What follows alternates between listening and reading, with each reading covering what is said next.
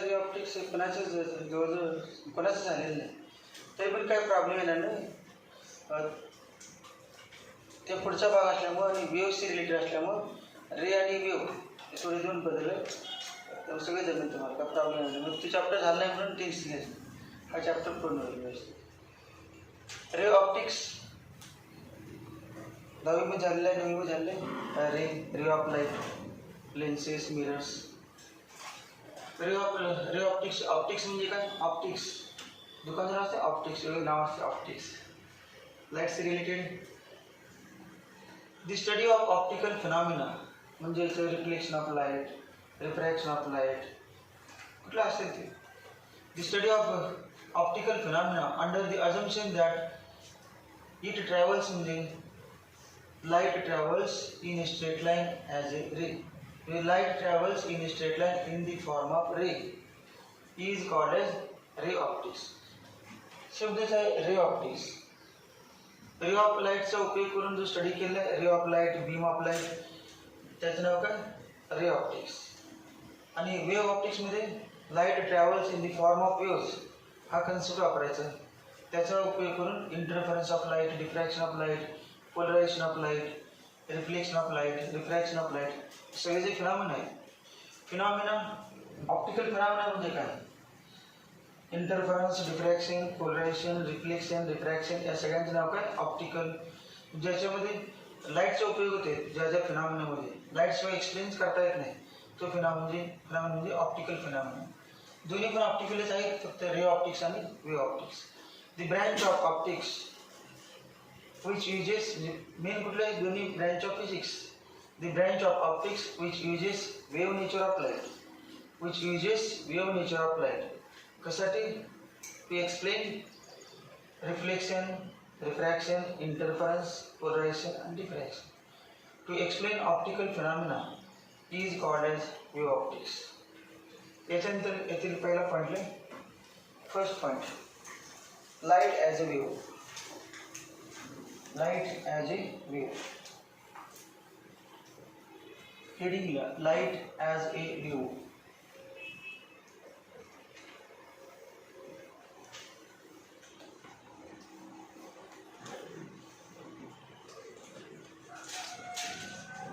Light as a wave.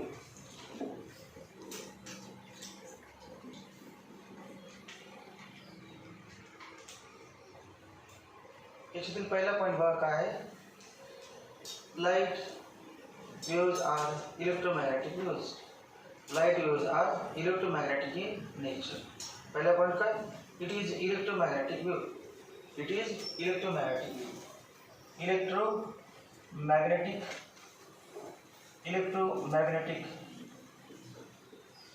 Wave.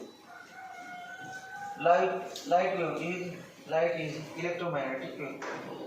त्याच्यानंतर electromagnetic waves are transverse in nature. Electromagnetic waves are transverse waves असतात, longitudinal waves नसतात. Electromagnetic waves are transverse in nature. Transverse in nature म्हणजे crust या वेळी नसतात. Electromagnetic waves are transverse in nature. Light waves are electromagnetic waves. Light is electromagnetic wave. Light waves are transverse in nature, and these light waves, these transverse waves, these electromagnetic waves consists of electro and magnetic. म्हणजे electric field आणि magnetic field. Electric field, magnetic field.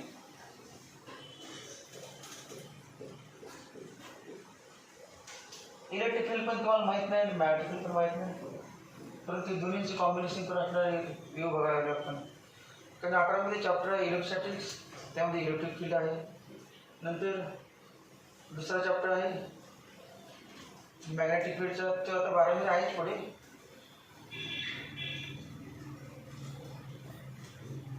Electric field. Every charge produces electric field in the surrounding space. कुठला पण charge घेतला म्हणजे 1+1 coulomb, 2 coulomb, 3 coulomb किंवा -3 coulomb, -6 coulomb, -4 coulomb Every charge is denoted by letter Q. Every charge produces field around it. This Earth produces a field around it, which is called as gravitational field. या ठिकाणी कुठला पण charge म्हणजे electric charge, either positive charge और negative charge, produces electric field in the surrounding space.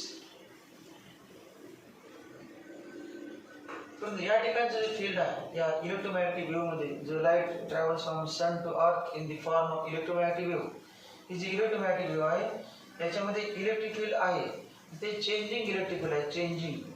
Changing electric field हे कसं असते field, electric field changing त्याची व्हॅल्यू चेंज होते. 0 प्लस काय असेल प्लस 2 0 -2 या पद्धतीने चेंज होते. काय changing electric field. Magnetic field माहित आहे, magnet produces, magnet has south pole and north pole. Magnet produces magnetic field. Magnetic dipole और bar magnet produces magnetic field. Magnetic field तयार होते कोणापासून, जसं इलेक्ट्रिक फील्डमध्ये चार्जेस सेपरेट असतात, प्लस Q सेपरेट असतो, मायनस Q सेपरेट असतो, तसं मॅग्नेटिझममध्ये साऊथ पोल आणि नॉर्थ पोल सेपरेट नसतात, ते कायम एकत्र असतात. त्याला magnetic dipole. Magnetic dipole produces magnetic field. Magnetic lines of pole starts from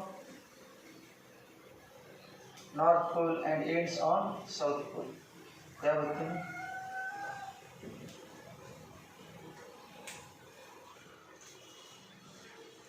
magnetic pole produces magnetic field. Electric charge from electric pole produces electric field. Electric dipole, magnetic dipole point असतात त्या chapter मध्ये. हे सुद्धा कसं आहे, changing magnetic field. Changing magnetic field. Electromagnetic wave consists of tiny oscillating म्हणजे changing, oscillating म्हणजे changing. थोडासा बदल ऑसिलेटिंग आणि चेंजिंग मध्ये फक्त चेंज वाढतच गेलं किंवा कमी होत गेलं तर आपण चेंजिंग म्हणू शकतो. ऑसिलेटिंग म्हणजे काय, 0 मॅक्झिमम, 0 निगेटिव्ह मॅक्झिमम, वाढणार पण कमी प्रमाणात, निगेटिव्ह पॉझिटिव्ह दोन्ही साईडला oscillating. Light is electromagnetic wave. Electromagnetic waves are transverse in nature. They consist of crust and troughs. So, crust means crust. This is direction of propagation of light. Light's direction of propagation of light. Particles जे आहेत कुठले मीडियमचे particles असे vibrate होतात या व्यक्तीने up and down. Particles of medium vibrates in a direction perpendicular to the direction of propagation of light. हे कुठली wave, transverse wave. Transverse wave आपण काय म्हणतो, electromagnetic wave is transverse wave. मग इलेक्ट्रोमॅग्नेटिक वेव्ह आहे परंतु इलेक्ट्रॉन आणि magnetic दोन्ही पण आहे. मग इलेक्ट्रिक फील्ड पण व्हायब्रेशन कसं असणार, व्हायब्रेशन म्हणजे काय, चेंजिंग इलेक्ट्रिक फील्ड. त्या ठिकाणी आपण म्हणले पार्टिकल्स ऑफ मीडियम व्हायब्रेट्स. इथे काय म्हणणार आपण, electric field vibrates. Electric field is oscillating. Electric field म्हणजे changing, positive negative 0, positive negative 0. मग इलेक्ट्रिक फील्ड पण चेंज होते आणि मॅग्नेटिक फील्ड पण चेंज होते, परंतु दोघांची डायरेक्शन, समजा लाईट तुमच्या या चाललेला आहे तर ही डायरेक्शन ऑफ प्रोपॅगेशन म्हणायची. मग या लाईटमध्ये कुठले पार्ट आहेत, इलेक्ट्रिक आणि magnetic field.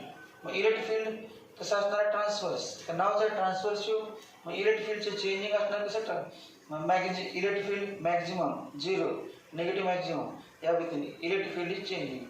Direction of oscillation of electric field is perpendicular to direction of propagation of wave. Light सगळ्याशी जातो, आता समजा आपण फक्त ही डायरेक्शन घेतली. Light travels in all possible directions. Huygens HUYGENES.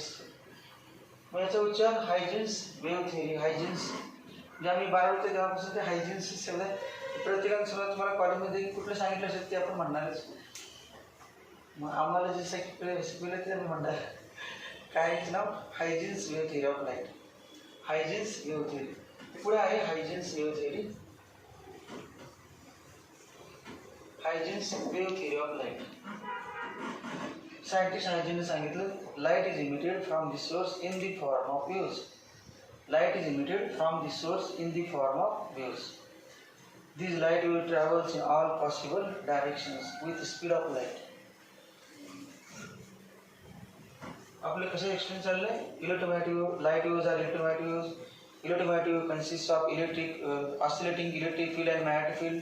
Suppose this is direction of propagation of light, then electric field vibrates. Suppose electric field vibrates in vertical direction. समजायचं? Electric field vibrates in vertical direction. तर electric field vibrates in vertical direction.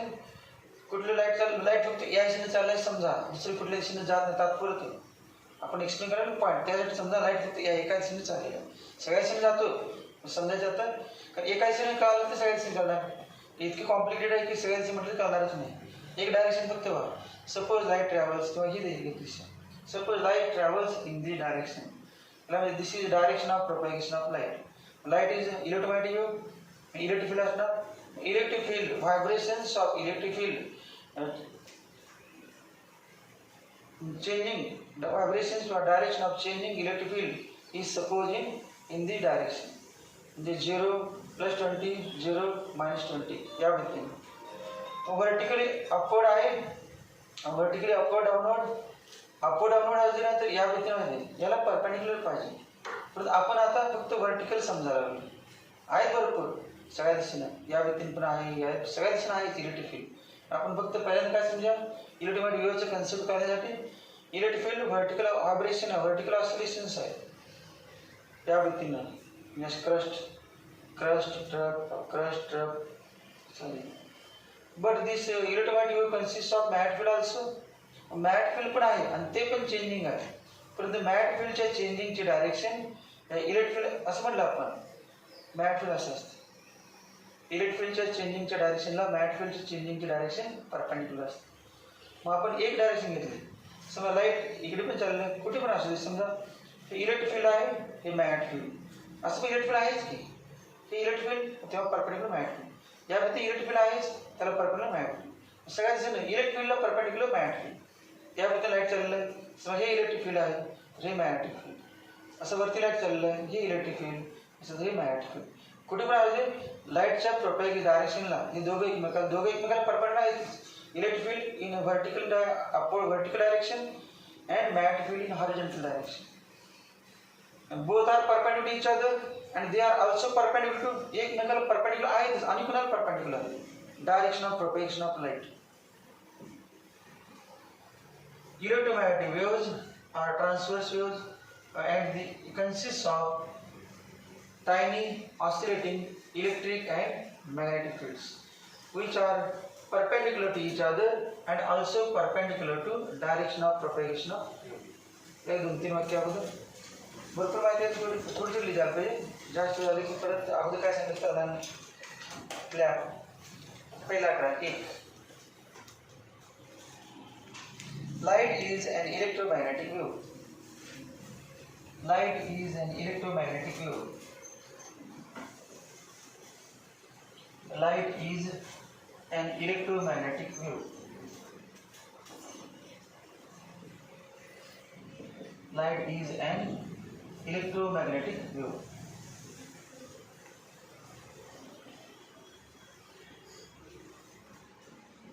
Second point. दूसरा these waves are these light waves or these electromagnetic waves. These waves are transverse in nature and consist of these waves are transverse in nature and consist of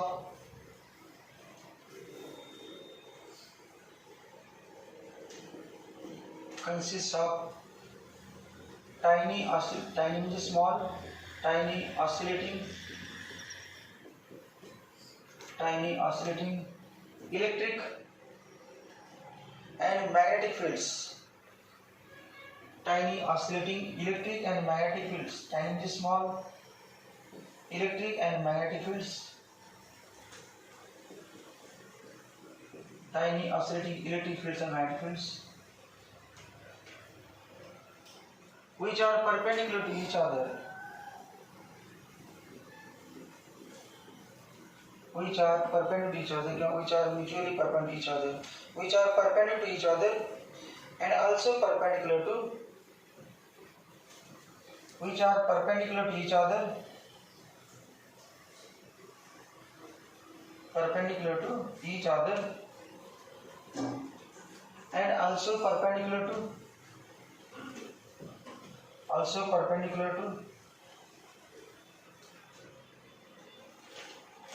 the direction of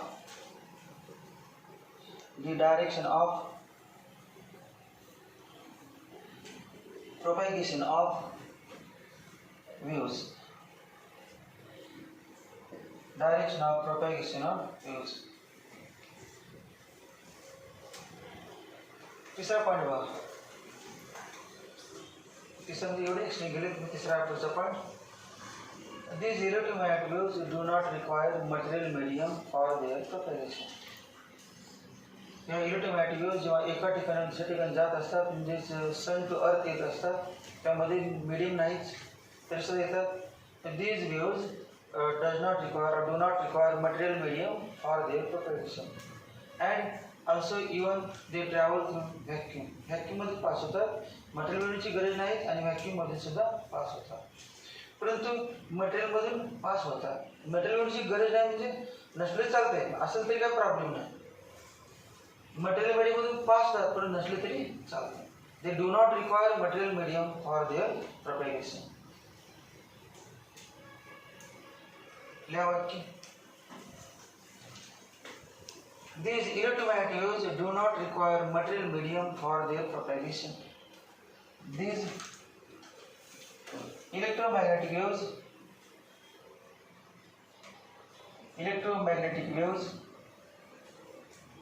do not require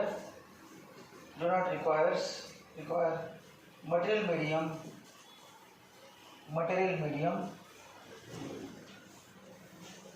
medium for their propagation, EHEIR, for their propagation, prasaran, for their propagation and can even travel through vacuum,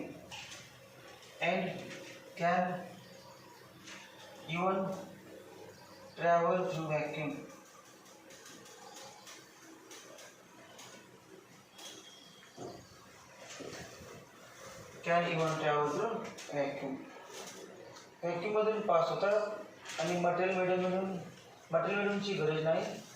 परंतु समजा material medium आहे, material medium जात असताना काय होणार बाबा, आता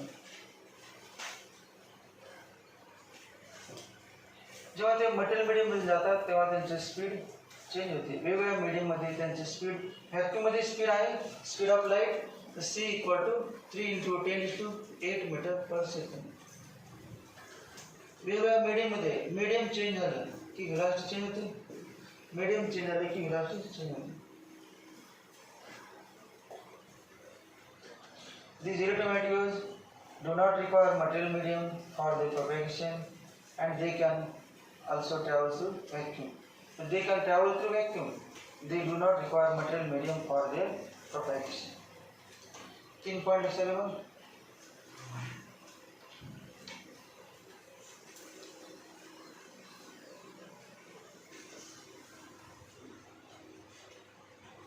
त्याची स्पीड आहे.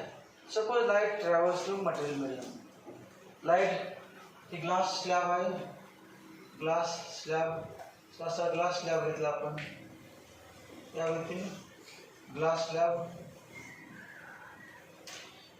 आपण बोर्डला चिकटवलेला आहे. एक बाजू तो काय असा या ग्लास स्लॅब समजा असं चिकटवलेलं आहे. या व्यक्तीने ग्लास स्लॅब किंवा असं समज ग्लास स्लॅब बघितल्यानंतर फक्त रेक्टँगल दिसतो समोरच्या वरचा प्लेन सरफेस दिसत नाही. आहे प्लेन सरफेस दिसतो, वरती टॉप सरफेस असतोच ग्लास स्लॅबला. या डायग्राम मध्ये आपण फ्रंट व्ह्यू घेणार. फ्रंट व्ह्यू काय असणार, रेक्टँगल दिसताना तुम्हाला रेक्टँगल दिसणार. असं म्हणजे कन्सिडर ए रेक्टँगल असं म्हणायचं, कन्सिडर ए ग्लास स्लॅब असं असणार. सेक्शन दाखवायचं फ्रंट व्ह्यू. समजा ग्लास स्लॅब घेतला आपण. Draw perpendicular to the surface of glass. Glass स्लॅबचं सरफेस आहे त्या सरफेसला perpendicular draw perpendicular to the surface of glass. The perpendicular draw to the surface of glass at any point is called as normal. त्याला काय नाव आहे? Normal. It is called as normal to the surface. Normal म्हणजे perpendicular. Normal. समजा light wave आलेला आहे इकडून, कुठली इलेक्ट्रोमॅग्नेटिक वेव्ह, अशी लाईट वेव्ह आलेली. Light wave is electromagnetic wave. This या चॅप्टरमध्ये डायरेक्शनला इम्पॉर्टन्स आहे. सर तुम्ही असे घेतलं आणि या व्यक्तीने डायरेक्ट डायग्राम काढली. हे चुकीचं आहे. हे काय आहे? काहीच कळत नाही. जे काल तुम्ही काढले होते परंतु ॲरो दाखवलं नसेल असं या व्यक्तीने, तर त्या डायग्रामला काही व्हॅल्यू नाही. Incident ray, reflected ray, light कुठून यायला लागला ते इन्सिडेंट रे, कुठे चाललं ते रिफ्लेक्शन होऊन रिफ्लेक्टेड रे. रफ सरफेस म्हणजेच आरशावर आपण चेहरा दिसतो तो वरचा भाग. वरून बघा आरसा समजा जमिनीवर ठेवला आहे, उलटा करून ठेवू का आपण कोण? जो आपल्या चेहरा असणारा भाग तो वर असणार, जमिनीवर टाय ठेवला असेल आरसा. वर बघितलं तर वरचा सरफेस आहे तो पॉलिश सरफेस. एखादा दगड असेल प्लेन सरफेस आणि वर्षभर आपण पॉलिश करत बसलो. फरशी माहीत आहे, फरशी जेव्हा बसली असते तेव्हा आपल्याला ते चेहरा दिसत नाही बघा. ते कुठली कोटा फरशी असेल किंवा काय असेल दुसरा तरी चेहरा दिसत नाही. परंतु जेव्हा पॉलिश केलं ते पॉलिश मशीन आणून माहिती आहे पॉलिश करतात फरशी, हळूहळू बघ एकदम ट्रान्सपरंट होतं, पूर्ण चेहरा आपला दिसतो त्या फरशीमध्ये. मग कुठला पण दगड पहिल्यांदा माणसाला आपला चेहरा बाहेर काय नव्हतंच. एक मिनिट तो चेहरा कसा आहे माहिती आहे सांगायचं. स्वतः बघायचं कसं बघणार चेहरा आपला, स्वतः चेहरा आपण कसं बघणार, काही इन्स्ट्रुमेंटच नव्हतं. मग तेव्हा मग एक व्यक्ती दगडावर कसं घासत बसले होते. असं एक दिवसाला दोन वर्ष काय घासत बसले असतात. पण नंतर त्याला चेहरा दिसला भूतला बस घासत असताना अचानक आग दिसलं. काय दिसलं 2-2 वर्ष काय अचानक कसं काय दिसायला आणि ते कोण आहे कसं कळणार, कारण आपल्या चेहरा माहीत नव्हतं कसं आहे. म्हणजे पॉलिश नाही, पॉलिश सरफेस असेल तर तो सरफेस त्याच्यावर लाईट पडला पाहिजे. लाईट पडून रेपले तो पॉलिश सरफेस आला. दुसऱ्या सरफेसवरून दगडाचा वर सरफेस आहे पॉलिश केला आहे, आपण खालून बघा कसं दिसणार. तो जो पॉलिश केला आहे तिथून बघितलं दिसणार. खालच्यावर रेप सरफेस असणार, दिसणार ना. उलटा करून ठेवलं तरी पण दिसणार नाही, कारण तो पॉलिश केलेला नाही. मग असं असेल तर हा नॉन पॉलिश सरफेस ही खालची बाजू आणि वरची आहे ते पॉलिश सरफेस. हे ग्लास स्लॅब आहे. ग्लास स्लॅबचं काय काचच आहे, त्यामुळे याचं काय पॉलिश काय संबंध आहे, काचच आहे, ते ट्रान्सपरंट असतेच. ग्लासच्या ऐवजी आपण काय घेतलं, दुसरं घेतलं वॉटर. ग्लासच्या ऐवजी वॉटर घेतलं, वॉटर मीडियम. वरती एअर आहे, हे एअर, त्या ठिकाणी एअर आहे आणि हे ग्लास, एअर आणि ग्लास. आणि electromagnetic wave, when electromagnetic wave enters into material medium, its speed changes, its velocity changes. When light travels from optically rarer medium into optically denser medium, when light travels from optically rarer, light साठी rarer, light साठी denser, optically rarer medium into optically denser medium, it does not move in a straight line. Light कधी straight line जात नाही. जेव्हा एका मीडियममधून दुसऱ्या मीडियममध्ये जातो तेव्हा हा स्ट्रेट लाईन जात नसतो. But it bends towards normal और away from normal. Towards normal आहे, सरळ न जाता नॉर्मलच्या बाजूला बेंड होतो. मग याला काय म्हणायचं, रिफ्रॅक्टेड रे. पाण्यामध्ये विहिरीमध्ये पाईप असते, वरती मोटर भेटलं असते आणि काय 20 फूट 30 फूट काय फूट पाण्यावर टाकले असते पाईप. पाण्याच्या वरची जी पाईप आहे ती आणि पाण्यामधील पाईप वरून बघितलं तेव्हा पाण्यापर्यंत असे स्ट्रेट दिसते. ॲक्च्युअली सगळेच पाणी पण ट्रान्सपरंट असे ना, क्लिअर असे सगळं दिसायला पाहिजे. खाली स्ट्रेट इथेपर्यंत स्ट्रेट दिसते आणि आत असे बेंड झाले दिसते, तिरकी झाली दिसते ते. तुम्ही हात मग आत मोडली काय झाले ज्यांना माहीत नसते म्हणून वरती सगळं खाली कसं काय वाकले, ते कशामध्ये झालं आहे, रिफ्रॅक्शनमुळे, ड्यू टू रिफ्रॅक्शन. मग याचं नाव काय, रिफ्रॅक्टेड रे. रिफ्रॅक्शन आणि रिफ्लेक्शन त्यातलं काय ना उपचार मी करत नसल्यामुळे पुढच्या कळत नाही. रिफ्लेक्शन म्हणतो का रिफ्रॅक्शन म्हणतोय ते कळत नाही. मग रिफ्लेक्शन आणि रिफ्रॅक्शन REFRA आणि REFL reflection. When light travels from one medium into another medium, either it bends towards normal or it bends away from normal. इथे बघा या ठिकाणी हा सर्कल काचेचा खालचा भाग लाईट इथेपर्यंत आलेलच आहे. इथून बाहेर पडणारच. काचेमध्ये प्रवेश केल्यामुळे काचेमध्ये बसणार नाही. काच कधी आवडते असं काही नाही. तर कधीतरी बाहेर पडणारच की आल्या म्हटल्यानंतर काय स्पीड असेल त्या स्पीडनं बाहेर पडणारच. इथे एक नॉर्मल काढायचा, दुसरा नॉर्मल या सर्कलला खालची सर्कल. नॉर्मल म्हणजे परपेंडिक्युलर. आता बघा लाईट ट्रॅव्हल्स फ्रॉम एवढंच बघा light travels from denser medium into rare medium. काचेमधून लाईट हवेमध्ये येणार आहे. या बाजूला पण एअर आहे. काचेच्या खालच्या बाजूला एअर आहे, वरच्या बाजूला एअर आहे, मध्येच फक्त अशी काच आहे. मतलब when light travels from denser medium into air medium or rarer medium, it does not move in a straight line. असं सरळ जात नाही. तो सरळ जायला पाहिजे तर या वतीने स्ट्रेट लाईन जात नाही. It does not move in a straight line but it bends. Bend झालेला स्ट्रेट लाईन असतो, असंच पुढे स्ट्रेट जात नाही. Bends away from normal. Bends away from normal. Bends away from normal. मग याला म्हणायचं इमर्जंट रे. हा जो रे नाही हा दाखवलेला जो काचेमधून बाहेर पडलेला आहे त्या रेचं नाव काय? इमर्जंट रे. इमर्जंट रे. मग 3 अँगल आहेत बघा, वेगवेगळे अँगल. कुठले बघा 3 angle? Angle made by incident ray. याचं नाव काय? Incident ray. Incident ray. आपाती किरण. इन्सिडेंट रे.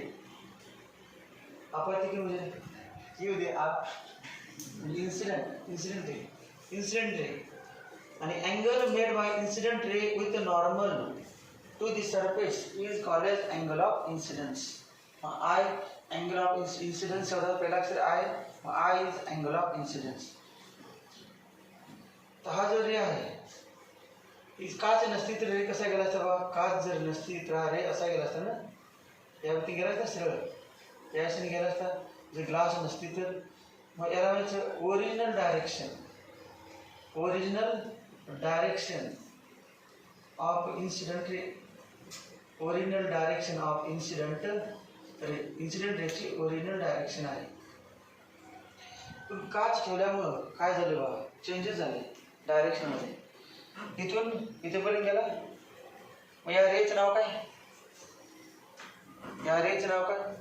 लाईट जेव्हा एका मीडियममधून दुसऱ्या मीडियम जातो तेव्हा तो सरळ जाता बेंड होतो. त्या रेचं नाव काय? रिफ्रॅक्टेड रे. रिफ्रॅक्टेड रे. हा जो रे दिसते तुम्हाला या रेचं नाव आहे रिफ्रॅक्टेड रे. रिफ्रॅक्टेड रे. डेफिनेशन आहे angle made by refracted ray with normal. Angle काय नॉर्मल करूनच मोजायचे. मग रिफ्रॅक्टेड असते, रिफ्लेक्टेड असते, इमर्जंट असते, कुठले पण. Angle made by refracted ray with normal is called as angle of refraction. त्याचं नाव काय? Angle of refraction. हा अँगल, या अँगलला आर नाव दिलं. हा अँगल आहे तो आर आहे. आर ते R with the angle of refraction. Angle made by refracted ray इथेपर्यंत. Refracted ray with normal is called angle of refraction. बघा या पॉईंटला पुन्हा नॉर्मल काढलं. Normal at the boundary at a point.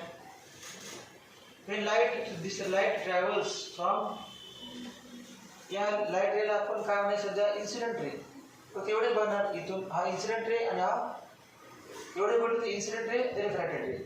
तू तेवढेच बघितले दोनच. ही बाकीचे बघितलं सगळं बघितलं तर याला इन्सिडेंट रे, याला रिफ्रॅक्टेड रे आणि याला इमर्जंट रे. सगळे डायग्राम बघितले तर इन्सिडेंट, रिफ्रॅक्टेड, इमर्जंट. हा पण रिफ्रॅक्टेडच आहे परंतु तिघासाठी वेगवेगळे नाव आहे. मग आता बघ एवढंच बघितलं याचं नाव काय म्हणणार आपण? इथे बल्ब ठेवला या ठिकाणी, इथून लाईट येणार असं, याला इन्सिडेंट रे. मग इथून लाईट बाहेर पडणार, it bends away from normal, याला काय इमर्जंट रे. आणि हा अँगल ऑफ इमर्जन्स. अँगलचं नाव काय? Angle of emergence. तर इमर्जंट रे आणि ओरिजिनल डायरेक्शन जो बाहेर पडलेला रे नाही, बाहेर पडलेला रे आणि ओरिजिनल डायरेक्शन जे काच नसताना जी डायरेक्शन होती ती डायरेक्शन आणि काचेमधून बाहेर पडलं बघ तर काचेच्या आतच असा वेळा होतो. बाहेर पडले की परत अगोदरच्या डायरेक्शन त्या डायरेक्शन बरोबर पॅरलल जातो. शिफ्ट झाला बा एवढा त्या रेच्या पोझिशनमध्ये. सरळ जायला पाहिजे का, असं स्ट्रेट जायला पाहिजे का, या व्यक्तीने बोलणार आहे ना त्या स्ट्रेट जायला पाहिजे. तो स्ट्रेट नाही गेला, बेंड झाला थोडासा आणि पुन्हा बाहेर पडल्यानंतर दोघं पॅरलल जातात. माझा डिफरन्स आहे की परपंड टाकला आपण, त्याला म्हणतो लॅटरल शिफ्ट. याचं नाव काय, लॅटरल शिफ्ट. हे डिस्टन्स आहे त्याचं नाव आहे लॅटरल शिफ्ट. क्वेश्चन असतात विचारतात मल्टिप्लिकेशन क्वेश्चन. आपलं 11वी झालं नाही परंतु 11वीचं आहे, परंतु या पॉईंटमध्ये थोडं एक्सप्लेन केलं. याचं नाव लॅटरल शिफ्ट. डायग्राम जास्त बारीक दिसते त्यामुळे लॅटरल शिफ्टचे डिस्टन्स आता काढायचं नाही. हे आर, हे आय,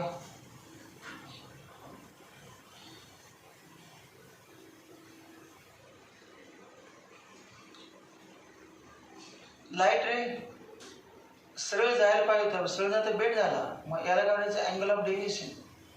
अँगल ऑफ डेव्हिएशन इथून इथेपर्यंत स्ट्रेट जायला पाहिजे तर स्ट्रेट नाही गेला, बेट झाला. किती अँगलमध्ये डेव्हिएट झाला, बेट झाला, विचलित झाला, त्याला angle of deviation. Angle of deviation दोन असतात. जेव्हा लाईट काचेवरती पडतो तेव्हा सगळं काचेवरून पास होत नाही. काही माहिती आहे काचेवर लाईट पडल्यानंतर त्याचं बाहेर काच ठेवलं आपण बघायला पडते. मला सूर्यप्रकाश पडल्यानंतर रेज आपल्या डोळ्यामध्ये यायचा, त्याचा अर्थ आहे तो काय आरसा नाही, काच आहे. पण काचेवर लाईट रिफ्लेक्ट पण होतो आणि ट्रान्समिट पण होतो, पास पण होते, रिफ्रॅक्शन पण होते. मग थोडा लाईट रिफ्लेक्शन होते. मग हा अँगल काय म्हणायचं, angle of reflection. Laws of reflection झालेले आहेत 9वीमध्ये झाले तर 10वीमध्ये. लॉज ऑफ रिफ्लेक्शन 10वीमध्ये झाले असतील तर 9वीमध्ये, 9वीमध्ये झाले असतील तर 8वीमध्ये, पण काहीतरी झाले असले पाहिजे. आत्ता नाहीत, आता आहेत वाक्य इंट्रोडक्शन, म्हणजे अगोदर कधी झाले असले इंट्रोडक्शन म्हणत नाही. पुस्तकामध्ये ते पहिला पाठ इंट्रोडक्शन आहे, ते अगोदर कधी काय असेल ना झालेलं असतं. लॉज ऑफ रिफ्लेक्शनमध्ये 2 लॉ तर मेन माहीत पाहिजे. बघा, इन्सिडेंट रे कुठं आला रे, in the plane of board. Normal कुठे आहे बा, in the plane of board. आणि रिफ्लेक्टेड रे पण कुठे आहे, in the plane of board. मग incident ray, normal and reflected ray lies in the same plane. हा एक लॉच आहे. लॉज ऑफ रिफ्लेक्शनमध्ये पहिला लॉ काय, incident ray, normal and reflected ray lies in the same plane. दुसरा law आहे, incident ray नॉर्मलच्या एका साईडला असतो आणि रिफ्लेक्टेड रे नॉर्मलच्या दुसऱ्या साईडला असतो. हे दुसरा law. Incident ray and reflected ray lies on opposite sides of normal. हा दुसरा लॉ. तिसरा सगळ्यात इम्पॉर्टंट काय, angle of incidence becomes exactly equal to angle of incidence becomes exactly equal to angle of reflection. I equal to R dash. R dash काय नाव दिलं, या ठिकाणी आर दिलेलं अगोदर ऑलरेडी दिलं आपण. हा पण आर, हे पण आर, किंवा एकाला R1 एकाला R2 किंवा आर डॅश असं चालतं. मग I equal to R dash.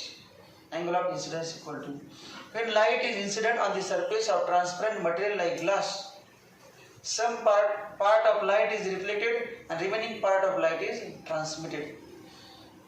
म्हणजे न्यूटन्स कॉर्पस्क्युलर थिअरीला सांगतात ना, न्यूटनने काय सांगितलं, light is emitted in the form of corpuscles, light is emitted in the form of particles. मग लाईट बॉम्ब हा सोर्स आहे, बल्ब आहे, सन आहे, ट्यूब आहे, समजा तो लाईट आला in the form of particles. Particle आले ते पडले, तिथे ढीग तयार व्हायला पाहिजे. परंतु असं नाही की लाईट दुसऱ्या साईडला जातोय, याच्यावर काय ढीग तयार होत नाही. सरफेस आणि काचेचं सरफेस आणि लाईटचे पार्टिकल यांच्यामध्ये कुठला फोर्स असला पाहिजे, अट्रॅक्टिव्ह का रिपल्शन. हे बघा, काचेमध्ये लाईट पास झाला आणि आत गेलेला आहे, याचा येणारे पार्टिकल आले काचेच्या सरफेसवर पडले, ढीग तयार झाला. असं होत नाही, ढीग तयार होत नाही, इथून आत पास होतात. म्हणजे पार्टिकल्स जे आहेत कार्पस्कल्स आणि ग्लास सरफेसचे पार्टिकल्स यांच्यात कुठला फोर्स आहे, अट्रॅक्शन रिपल्शन.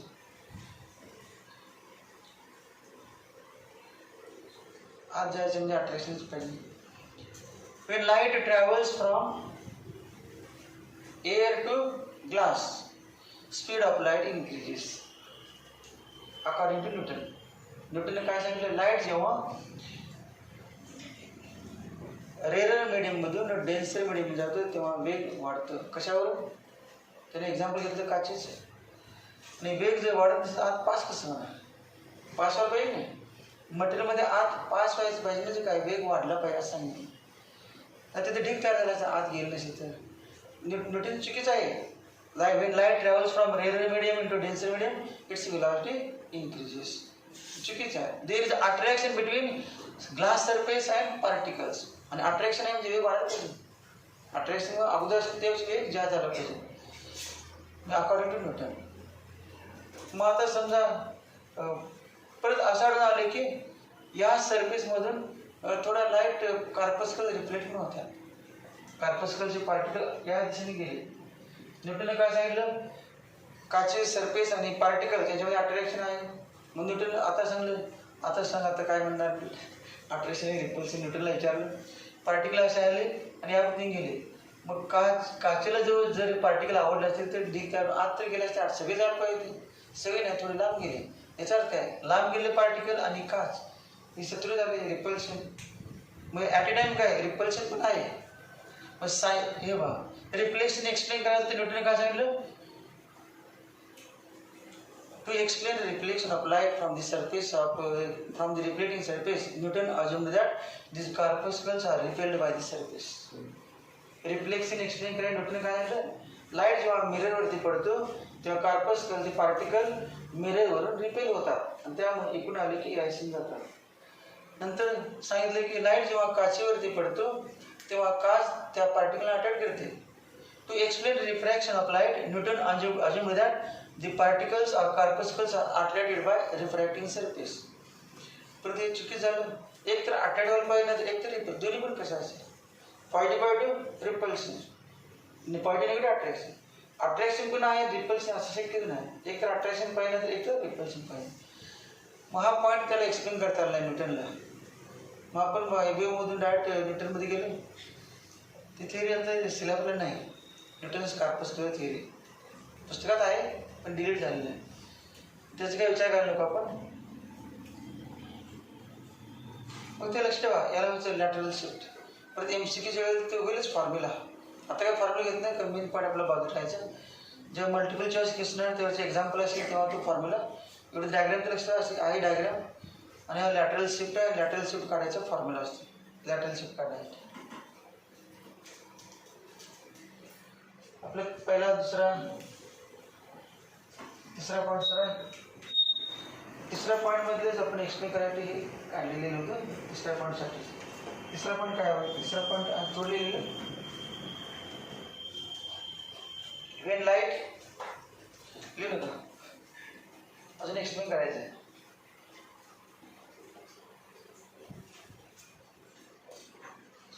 इलेक्ट्रोमॅग्नेटिक वेव्हज जेव्हा एका मीडियममधून दुसऱ्या मीडियम जातात, म्हणजे electromagnetic wave travels through material मीडियमची गरज नाही परंतु चालले. आता काय करायचं, आपल्याला गरज नाही, बरोबर मीडियम आहे जाऊ शकतात पण आपण गरज नाही.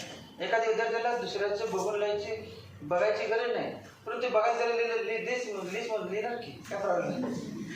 बुद्धीचा वापर करायचा बघून लिहा, तेवढीच मेमरीची म्हणजे एनर्जी कमी असतो.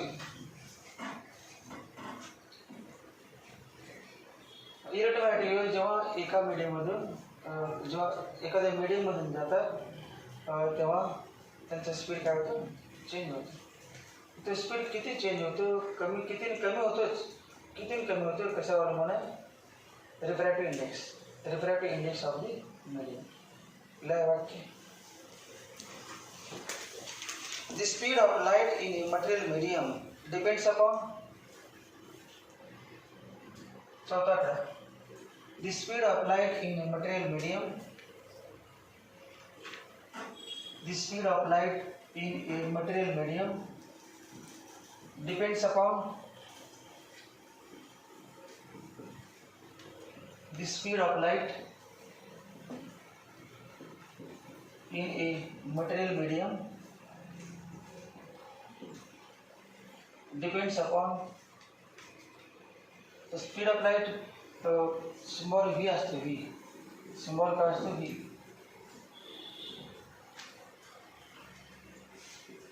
The refractive index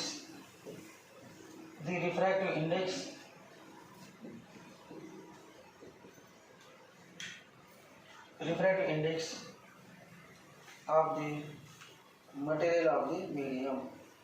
Refractive index of the medium and sorry.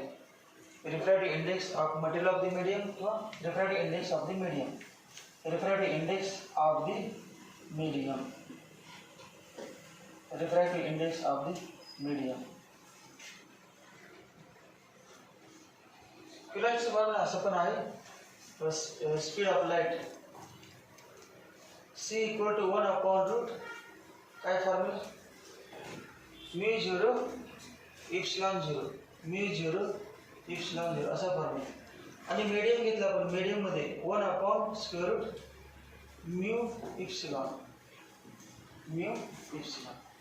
तर म्यू म्हणजे काय, इप्सिलॉन म्हणजे काय बघायचं तर 11 चॅप्टर आहे बघा, इलेक्ट्रोस्टॅटिक्स त्यामध्ये आहे, मॅग्नेटिझममध्ये आहे, झालेलं आहे ते.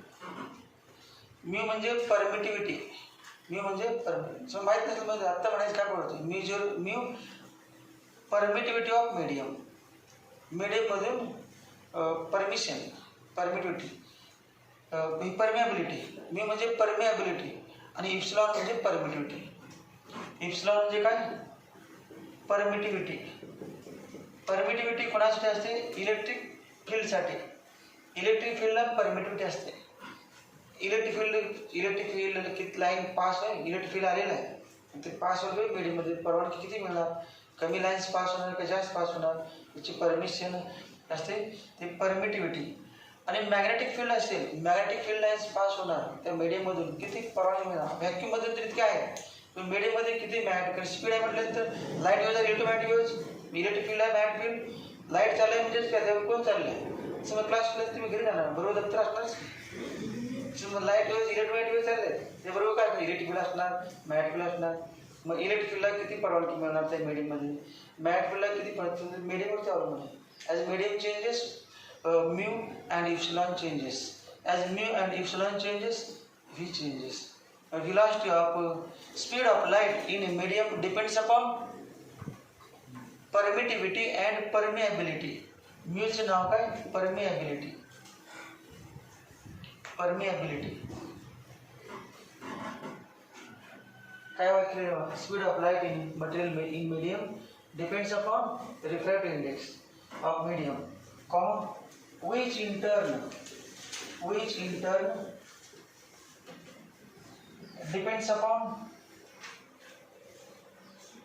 turn depends upon permittivity and permeability.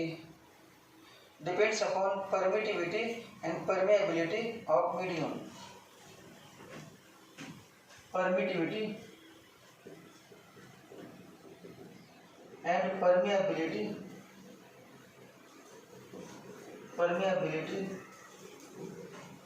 of a medium.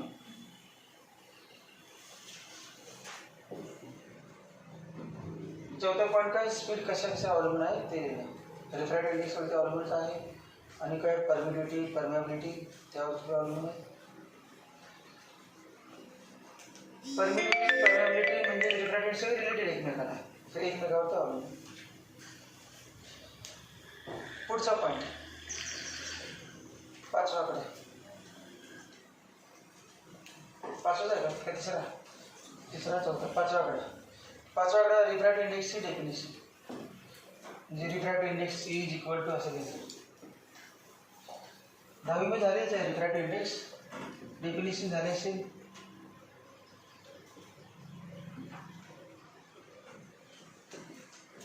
बरं, रिफ्रॅक्टिव्ह इंडेक्सची डेफिनेशन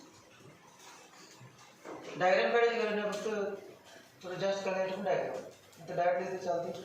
हा इन्सिडेंट रे, हा अँगल ऑफ इन्सिडन्स, म्हणजे लाईट सरळ जात नाही, बेंड होतो. हा कुठला रे, हा angle of refraction, angle of incidence, हा नॉर्मल इन्सिडेंट रे रिफ्रॅक्टिव्ह. याला म्हणतो साइन आय आणि याचं साइन आर आणि साइन आर.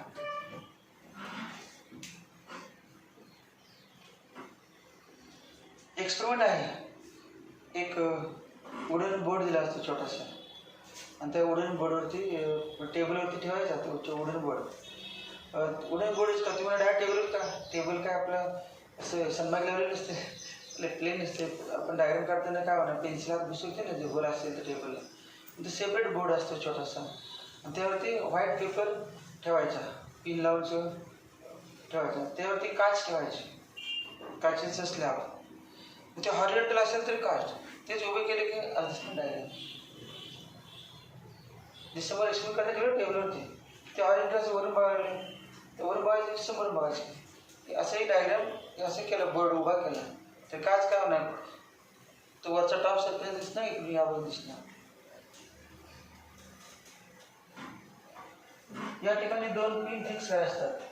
लेफ्ट या साईडला 2 पिन फिक्स करायला असतात. इकडे साईड अंदाजे काच ठेवायचा होतं, काच ठेवल्यानंतर ते रेक्टँगल तयार करायचं, काच काढून ठेवायची बाजूला. नंतर रेषा लाईन मारायची, त्यावरती 2 पिन फिक्स करायचे. असे असणार पिन, असे असणार 1 आणि 2. परत ग्लास टॅप ठेवायचा आणि इकडून बघायचे, तर 2 पिन बघायचे आणि 2 पिन बघून 2 पिन इकडून कुठल्या ह्या साईडने, आता इथून वरच्या वेळेला बोर्डवरच माहिती काच ठेवलं आहे, अशी काच ठेवलं आहे, त्यावेळेला स्ट्रेट लाईन आहे, 2 पिन आहेत आणि इकडून बघायचे या साईडने, वरून नाही बघायचं, काचेमधूनच बघायचं, त्यावेळेच्या पिना ज्या आहेत बोर्डवरती.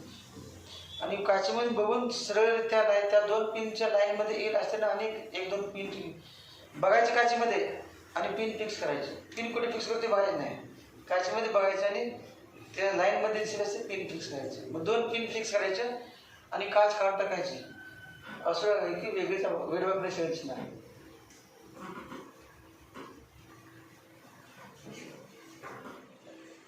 तेव्हा इथे 2 पिन आहे, मध्ये अशी डायग्रामच्या वरती काच तुम्ही काढले आणि या 2 पिन आहेत, या 2 पिनाशी जोडली, पिनला रेषा जोडली, एक लाईन आली, या अगोदर आपण लाईन घेतली ती, हे 2 पॉईंट जोडायचे, अशी डायग्राम दिसते. एक्सप्लेन करून या पद्धतीने डायग्राम दिसते. अँगल किती आहे समजा 30, हा अँगल आहे 30, हा अँगल 30 असणार, कमी असणार, हा 30 आहे म्हणजे हा 30 असणार, बरोबर का. व्हर्टिकली अपोजिट अँगल, मग 30पेक्षा कमी, बेंड झाला नाही, थोडंसं कमी झाला अँगल. मग किती आहे 30 आणि 30 म्हणजे 20 असेल, sin 30 अपॉन sin 20. पुन्हा तुम्ही दुसरं तो कागद बाजू ठेवायचा, दुसरा नवीन कागद येत आहे, नसेल तर एका कागदावरती दुसऱ्या बाजूला रिकाम्या करायचं, ठेवा काय पुन्हा डायग्राम काढायला दुसरा कागद घ्यायचा, परत एक्सपेंड करायचा. परत आता अँगल 30 नाही घ्यायचा, अँगल आपण किती घ्यायचा 40, आपल्या हातात किती घ्यायचं 40 घ्यायचं. पुन्हा एक्सपेंड करायचा, परत हा अँगल मोजायचा, पुन्हा एक्सपेंड करून अँगल मोजायचा. तो अँगल किती आला समजा आपण sin 30 म्हटलं ना, 30 आणि 20 म्हटलं मागाशी, ठीक आहे बरोबर आहे. नंतर 40 sin 40 घेतलं आणि sin 30 समजा. अजून अँगल मग तिसरा एक्सपेंड करायचा, परत काय करायचं, तिसरा कागद घ्यायचा, काच ठेवायची, रेक्टँगल तयार करायचा, एक स्ट्रेट लाईन घ्यायची, किती अँगल घ्यायचा 60, 60 आहे, 60 अँगल. तर इन्सिडन्स अँगल किती 60 आणि हा काय असेल 50, कुठला माहीत नाही, आपण अंदाज आला. एक्सपेरिमेंटल ऑब्झर्वेशन आहे पण ते ॲक्युरेट नाही. आणि सगळ्यांची व्हॅल्यू सेम आली, आणि ती इतकी आली 1.5. सगळ्यांची व्हॅल्यू किती आली सेम आणि इतकी 1.5. ते कोणी केलं एक्सपेरिमेंट, स्नेल सायंटिस्ट स्नेल.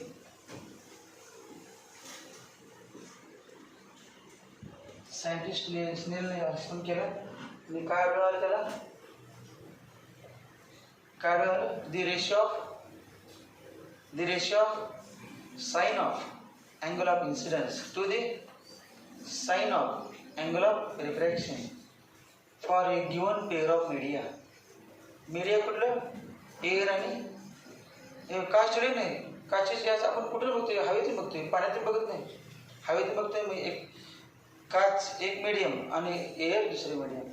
For a given pair of media, जोपर्यंत एअर आणि ग्लास बदलत नाही तोपर्यंत किती पाहिजे अँगल बदला, the ratio of sine of angle of incidence to the sine of angle of refraction. The ratio of sine of angle of incidence to the sine of angle of refraction. The ratio of sine of angle of incidence to the sine of angle of refraction. In general, here the ratio of sine of angle of incidence to the sine of angle of refraction always remains constant. आणि त्याला symbol काय N किंवा mu पण आहे. ते बघायचं mu permeability काय संबंध आहे या ठिकाणी, याला पण म्यू अक्षर असं एन किंवा म्यू. हा रेशो एक नाही, रेशो की त्याला कॉन्स्टंट आणि याला कुठलं अक्षर घेतलं N. And this constant is called as refractive index. Constant नाव काय refractive index. This constant is called as refractive index. आता ही व्हॅल्यू अजून एक थोडंसं आता आपण डेफिनेशन नाही 5 पॉईंट म्हटलं बा रिफ्रॅक्टिव्ह इंडेक्सची डेफिनेशन लिहायचे, तर ही नाही लिहायचे. ते किती आली किंमत सांगा बरं. आता आपण लिहिली होती किती 1.5 1 या काचेसाठी 1.5. सपोज काचेच्या आत पाणी पडलं आणि वरून लाईट पडलं तर वेगळे आहे 1.3. पाण्यासाठी वेगळे, काचेसाठी वेगळे, अल्कोहोलसाठी वेगळे, केरोसिनसाठी वेगळे, डायमंडसाठी वेगळे. मटेरियल बदललं की साईन आहे आपण साईनार बदलतो. डायमंडसाठी जास्त असतो 4.2 असतो. डायमंडसाठी एनची व्हॅल्यू 4.2. ग्लाससाठी 3/2, वॉटरसाठी 4/3. हे ग्लास वॉटर डायमंडसाठी 4.2. वेगवेगळ्या मीडियमसाठी मी टेबल दिलं असतं, एक्सप्लेन करून काढलं गेलं असतं टेबलमध्ये. पाठ करायचं काही संबंध नाही, पाठ नसले चालतं. काही विचारत नाही आपल्याला what is refractive index of glass, काहीच दिलं नाही, तुम्ही सगळं पाठ करायचं. ग्लासच काय कुठलं पण विचारायला सांगायला पाहिजे, मग शक्य नाही सगळं सांगलं.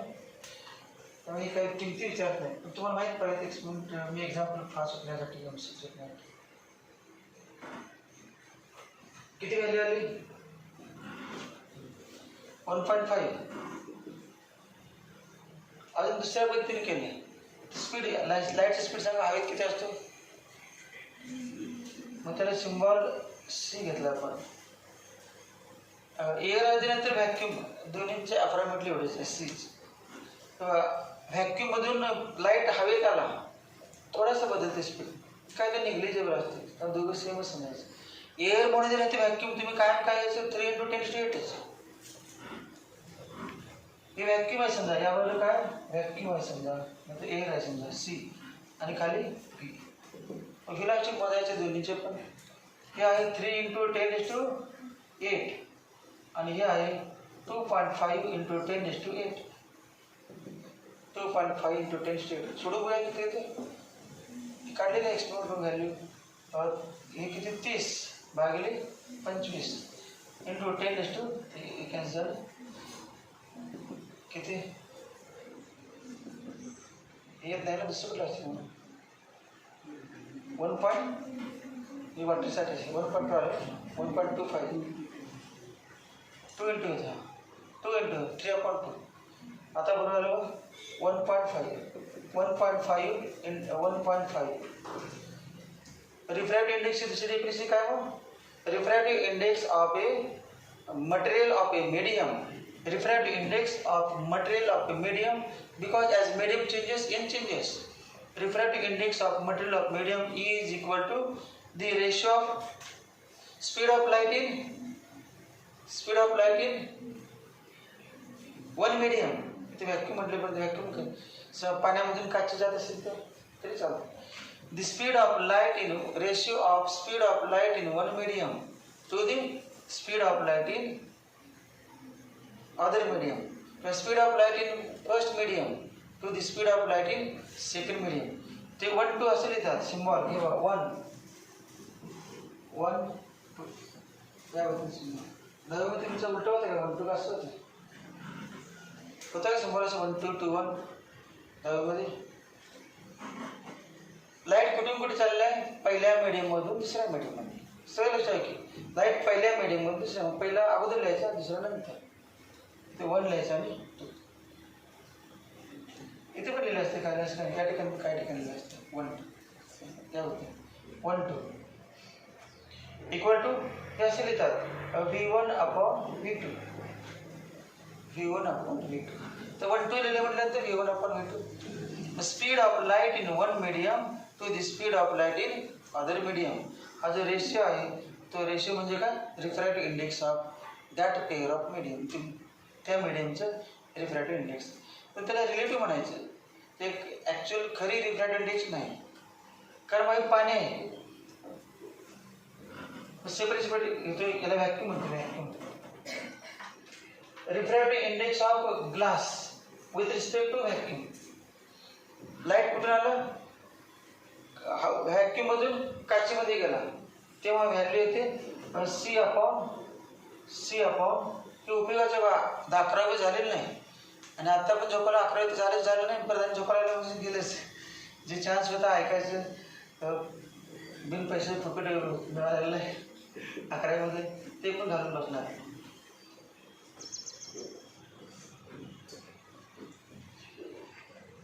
सी म्हणजे काय? Velocity of light in vacuum. Velocity of light in vacuum. आणि व्ही म्हणजे velocity of light in glass. त्याला व्हीजी म्हणते. VJ velocity of light in glass VJ. आणि किती किंमत आली? 1.5. तर दुसरं घेतो.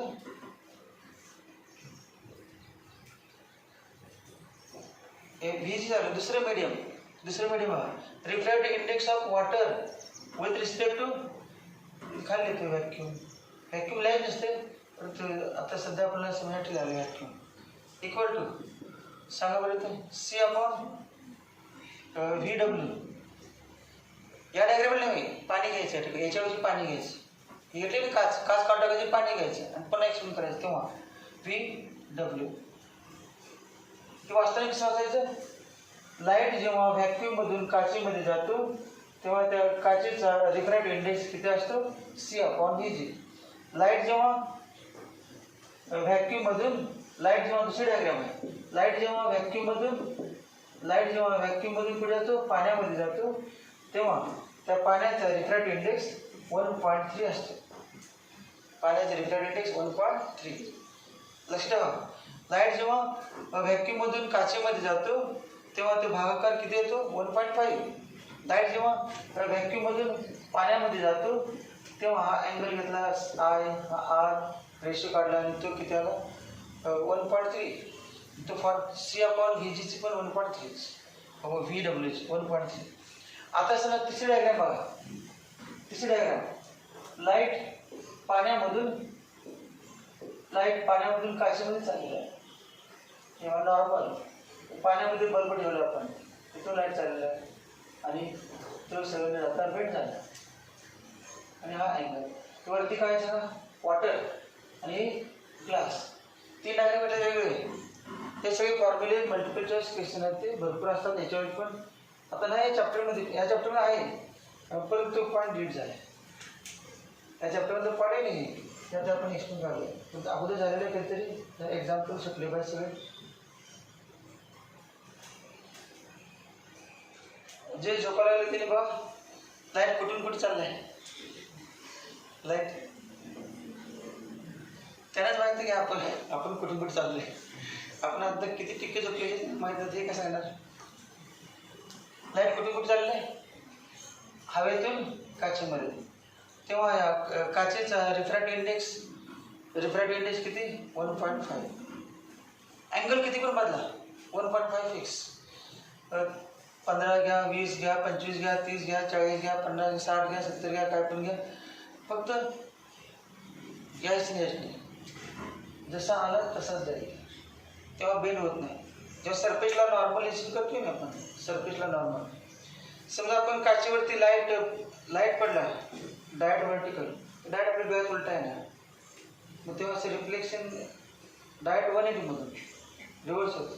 मग तेव्हा हे बेंडिंग असलेलं होतं. डायरेक्ट रिव्हर्स होतं. डायरेक्ट रिव्हर्स नाही. या ठिकाणी डायरेक्ट खाली जातं. आरशावर पडलं तर डायरेक्ट वरती येतं. हे काचेमध्ये डायरेक्ट खाली जातं. तेव्हा 0 असतं. आर कसं सोपं आहे की आय किती? 0. मग आर किती? 0. रिफ्रॅक्शन झालंच नाही. ट्यूनर असले ना साइन 0 अपॉन साइन 0 किती सांगा? 0 अपॉन 0 इक्वल टू 1 किती? 0 अपॉन 0 किती सांगा? 0 अपॉन 0 नॉट डिफाईंड सांगताच येत नसतं. करून बघा वाटलं घरी जाऊन. दिवसभर केलं तर कधी भाग पण होत. 0 अपॉन 0 म्हणजे not defined 0 upon 0 not defined.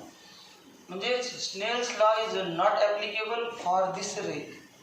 या रेसाठी स्नेल्स लॉ वापरायचं नाही. आपण लिहिले ते चुकीचे लिहिले. सायंटिस्टने सांगितलेच हा माझा लॉ असा असेल तर वापरायचा नाही, नाहीतर माझे लॉस तुम्ही बदनाम करायला 0.00 लिहून किंवा आणि काय 1 लिहून किंवा काय असेल.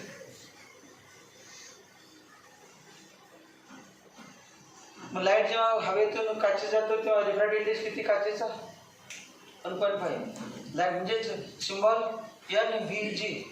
लाईट जेव्हा हवेतून पाण्यात जातो तेव्हा पाण्याचा रिफ्रॅक्टिव्ह इंडेक्स किती NVW. आता लाईट जेव्हा पाण्यातून काचेत जातं तिसरा एक्सपेरिमेंट तेव्हा काय नाही बा NWG इक्वल टू स्पीड सांगा. अँगल्स काय आपण त्यामध्ये काय असते किती VW स्पीड आहे. हवेमध्ये किती असतो C, तिथून पाण्यात आल्यानंतर VW आला ना आणि परत पाण्यातून काचेत झालं VW upon VG. VW upon VG हा फॉर्म्युला कन्वर्ट करायचा थोडंसं. या दोघांचा भागाकार करूया. या दोघांचा भागाकार बघा. आपलं 4था पॉईंट ते 5वा पॉईंट सरावर आपलं मध्येच मग आपण 11वी दिवसून चालू मध्ये काही जास्त केलं तर चालते फरक पडत नाही. लिहून देताना आपण फक्त हे लिहून देणार 12. पण जेव्हा फॉर्म्युला असतील तेव्हा MCQ सोडणार तेव्हा तर बघायला ते झालं होतं आपलं.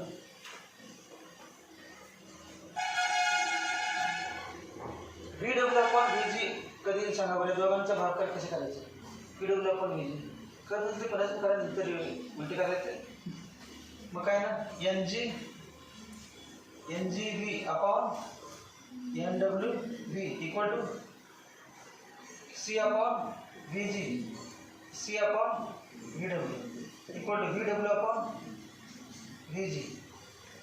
हे V लिहायचं नसते. आपण लिहिलं कुठून कुठे चालू आहे करण्यासाठी. व्हॅक्यूममध्ये माहिती आहे व्हॅक्यूममध्ये चालायला लाईट कशाला व्हॅक्यूममध्ये जास्त लाईट वेळ परमनंट व्हॅक्यूम स्टँडर्डच आहे. हे मात्र लिहायला लागतं एका मीडियममध्ये दुसऱ्या मीडियम चालेल ना तेव्हा लिहायचं. फॉर्म्युला काय लागला आणि हेच काय फॉर्म्युला याला नाव काय आपण या sine I upon sine R. हा फॉर्म्युला काय sine I upon sine R बरोबर. साइन म्हणजे या डायग्राममध्ये हा किती अँगल आहे I आणि हा अँगल R. याची आहे sine I upon sine R equal to sine I upon sine R equal to काय VW upon VG. VW upon VG equal to काय हे सोडवलं येतेच काय व्हॅल्यू काढलेलं आणि सिम्बॉल कसं लिहायचं याचा. कुठून कुठे चाललंय सांगा लाईट कुठून चाललंय वॉटरमधून मग ते वॉटर लिहायचं आणि कुठे चाललंय ग्लासमध्ये. ही किंमत काढली बा फॉर्म्युला बा. Refractive index of glass with respect to काय वाचायला येत नाही. Refractive index of glass with respect to water. Refractive index of glass with respect to vacuum. Refractive index of water with respect to vacuum. Formula काय आहे refractive index of glass with respect to water equal to बरोबर उलट आहे ना अगोदर हे लिहायचं VNG upon हे बाजूला NWG इक्वल टू सांगा NG अपॉन NG अपॉन मग तुम्ही काय लिहिलं बघा असं होतं N12 सांगा N12 चा फॉर्म्युला N2 अपॉन N1 आणि equal to sine I upon sine R. आता ते कशा करूया की मग काय ना बघ ते हे बघू नका N2 sine R equal to N1 sine I. तर मग 10 मध्ये झालं डायट हे दिलं होतं काय हे काय दिलं सगळं कसं झालं तेच डायटचा फॉर्म्युला डायट बरोबर लक्षात ठेवा. मग असं म्हणायचं N2 साइन थीटा. मी काय नाही कन्फ्युज नको तुम्ही असं बोलू शकता N2 sine theta equal to N1 sine theta 1. Theta 1 म्हणजे इन्सिडन्स थीटा 2 म्हणजे रिफ्रॅक्शन अँगुलर रिफ्रॅक्शन. हे सगळे फॉर्म्युलावरती एक 25, 30, 40 एक्झाम्पल आहेत. फॉर्म्युलेच नाही त्यामुळे इम्पॉर्टंट आहे. तुम्ही 11वीचा 10वीचा 9वीचा काय संबंध नाही. आपल्या या चॅप्टरमध्ये एक्झाम्पल आहेत. या चॅप्टरमध्ये सगळे एक्झाम्पल आहेत. तर तुम्ही गाईड बघाल कुठलं टार्गेट बघाल किंवा नवीन बघाल तुम्ही म्हणजे आउट ऑफ सिलेबस निश्चित झाले बघा सिलेबस जरी पुस्तकात कुठे दिसत असेल तरी ते सगळे लिहिले आपण एक्सप्लेन केलं. मग तेव्हा एक्झाम फॉर्म्युले तर सगळे झाले वाटतं, एक नाही कुठलं पण एक्झाम लावायचं तुम्हाला याचीच रिलेटेड फॉर एक्झाम्पल सुटणार. आपण पुन्हा डेफिनेशन करणार आहे का 5वा point.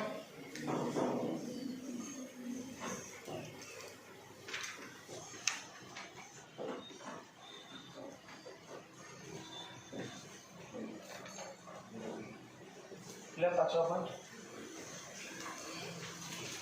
refractive index is equal to refractive index is equal to the speed of light in vacuum. The standard definition is speed of light in vacuum. Speed ratio, the ratio of speed of light in vacuum, the ratio of speed of light in vacuum, speed of light in vacuum, bracket मध्ये C, the ratio of speed of light in vacuum to the speed of light, to the speed of light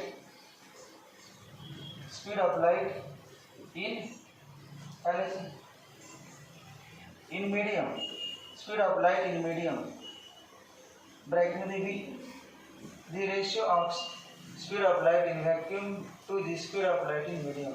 म्हणजे काय refractive index. तर याचं खरं नाव आहे absolute refractive index. Clear. This refractive index is called as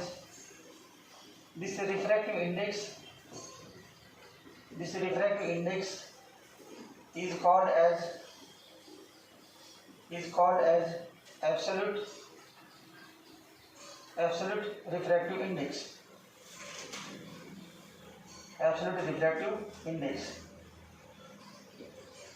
Absolute refractive index.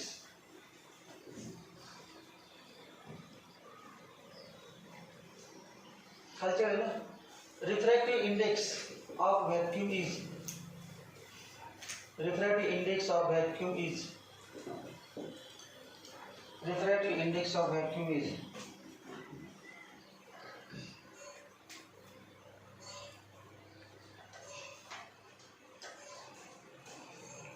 तर काल परवा कोण विद्यार्थी नसतील त्यांनी काही विचार करू नका. तुम्ही ते अगोदर ते त्यांना कळालेलं आम्हाला काही नाही. अगोदरच काय कोणाला काय माहीत नव्हतं. सगळे आज नेहमीच आहे पॉईंट. तुम्ही अगोदर झालं असेल त्यांना अगोदर काय झालेलं नाही. सगळ्यांना वे ऑप्टिक्स पॉईंट पहिल्यांदाच आहे. Refractive index of vacuum. Refractive इंडेक्सचा फॉर्म्युला सांगा. रिफ्रॅक्टिव्ह इंडेक्सचा फॉर्म्युला स्पीड ऑफ लाईट वरती नेहमी काय द्यायची c. Refractive index of vacuum म्हणजे काय, लाईट कुठे vacuum to vacuum. Refractive index of vacuum with respect to vacuum. Light कुठून आला व्हॅक्यूम मध्ये आला, गेला कुठं व्हॅक्यूम मध्ये. मग काय ना खाली पण काय ना सी किंवा अगोदर सी अपॉन व्ही लिहितो आणि सी अपॉन सी व्ही म्हणजे पण सी. आणि व्हॅक्यूमचे विचारलं म्हणजे व्हॅक्यूम मध्ये राहते मी 100पैकी 100 मार्क पडले. पेपर पण 100 मार्काचे झाले, मार्क पण 100. मग 100पैकी 100 म्हणाय नाही, हुशार विद्यार्थ्याच्या मार्कापैकी 100 म्हणजे 100पैकी 100 equal to 1. E is 1. Refractive index of vacuum is 1.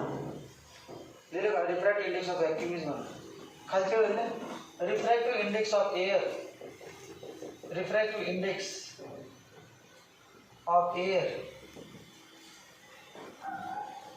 is refractive index of air is बघा एअरचे refractive index बघा C upon V airs, C 3 into 10⁸. Air मध्ये थोडासा कमी होतो. किती थोडासा सांगता येत नाही, इतका थोडासा. आणि हे भागाकार करून थोडासा कमी होतो म्हटल्यानंतर बघा समजा असेल 2.9 म्हटलं समजा 99 into 10⁸. 2.99 into 10⁸. आता हे सोडवलं आपण तर सांगा मग किती आलं होतं 1 आलं ना. C upon C 3 into 10⁸. आणि खाली पण 3 into 10⁸. किती आलं होतं 1. आता नाही थोडंसं जास्त येणार, 1पेक्षा थोडे जास्त. इतकं असते 1.00 0.28 किंवा असं काय आहे 0.0 2 0 का 3 0 आहे 0.00028 म्हणजे काय अप्रॉक्सिमेटली किती 1. त्यामुळे व्हॅक्यूममध्ये एअर आहे ते नेहमी 1च घ्यायचं. म्हणजे फ्रॉम व्हॅक्यूममध्ये नंतर light travels from vacuum to medium म्हटलं तरी तोच फॉर्म्युला आणि एअर म्हटलं तरी पण तोच फॉर्म्युला. एअरलाच काय सांगायचं ॲब्सोल्यूट. एअरला तुम्ही काय सांगायचं ॲब्सोल्यूट. काय मी एअर शब्द असतं व्हॅक्यूम कधी दिलं नसतं व्हॅक्यूम देऊ देत नाही एअर असेल तर ॲब्सोल्यूट म्हणायचं. Is approximately refractive index of air is approximately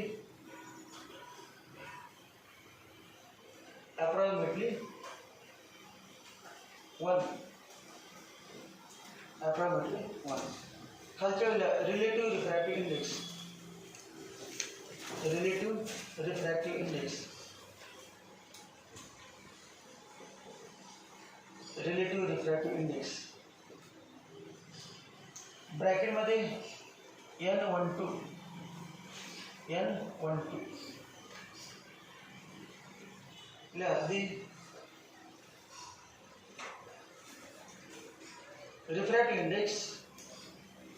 the refractive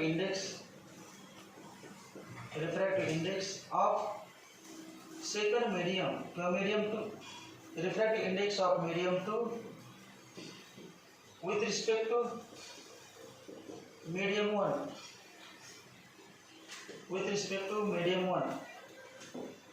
is the ratio of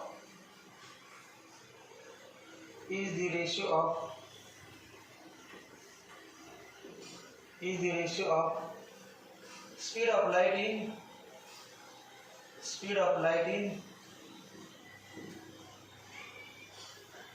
medium 1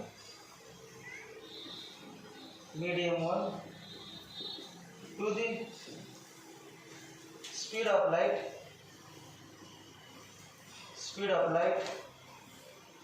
in medium 2. Speed of light in medium 1 to the speed of light in medium 2. Therefore N12 equal to V1 upon V2 equal to relative refractive index.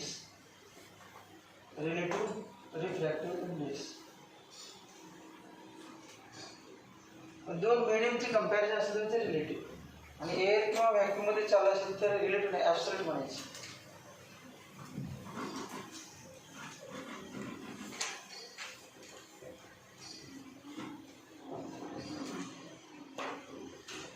खालच्या वेळेला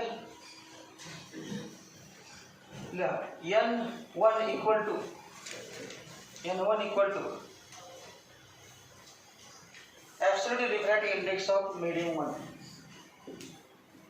Absolute refractive index of medium 1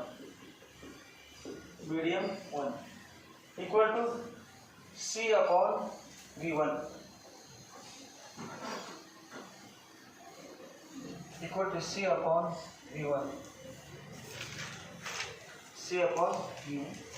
खालच्या N2 equal to absolute refractive index of medium 2 equal to C upon V2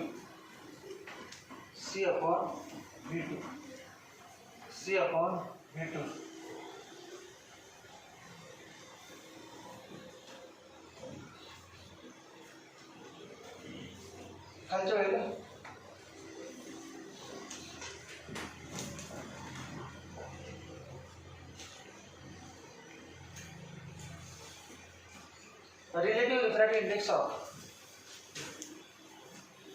relative refractive index of medium 2 with respect to medium 1 is relative refractive index of medium 2 with respect to medium 1 is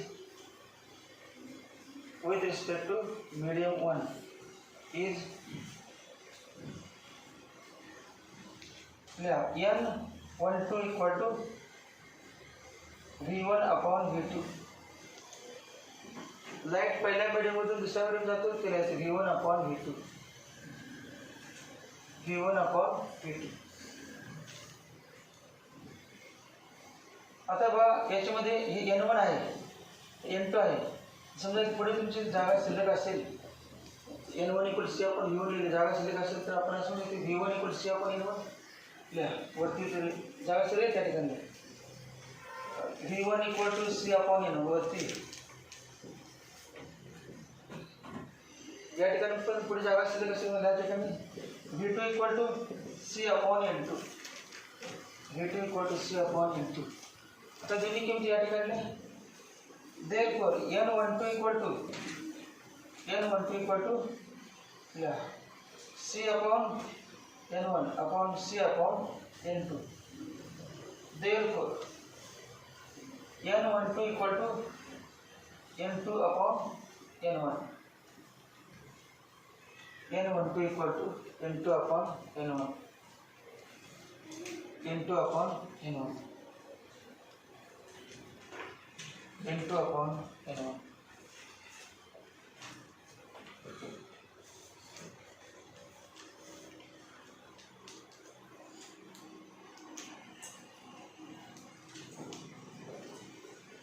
किती पाचवा point झालं, 6वा point.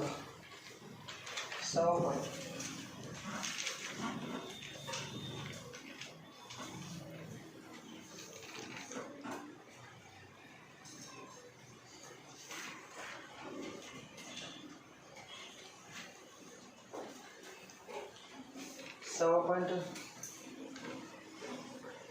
Structure वाटून झाले संपूर्ण electromagnetic वेव्हचा स्पेक्ट्रमच आहे.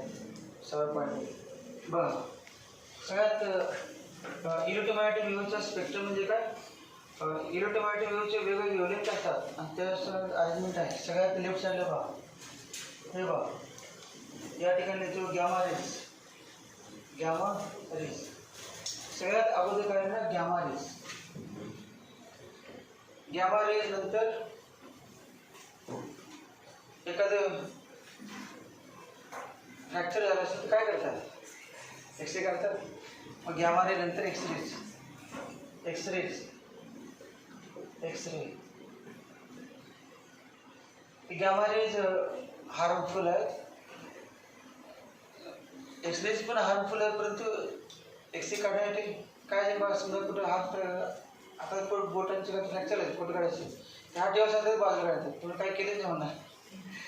जास्त वेळा 15 मिनिट 20 मिनिट जाऊ नसते. जास्त वेळा सुद्धा आतील सेल्स टिश्यूज ते काय होणार, ते मरून जाणार. त्यामुळे जास्त वेळेसाठी संपर्क नसते, फ्रॅक्शन ऑफ सेकंद. एक्सरे नंतर ultra violet light, ultra violet light असते. एकच स्केल काय घेतले ना, फक्त लिहिले असेल मी दोन समानांतर घेतलं कमी, ते काय संबंध नाही. नंतर हा जो मध्ये एवढा रिजन आहे, हा रिजन हा 7 कलर आहेत. व्हिजिबल लाईट राहायचं, visible light, visible light. Visible light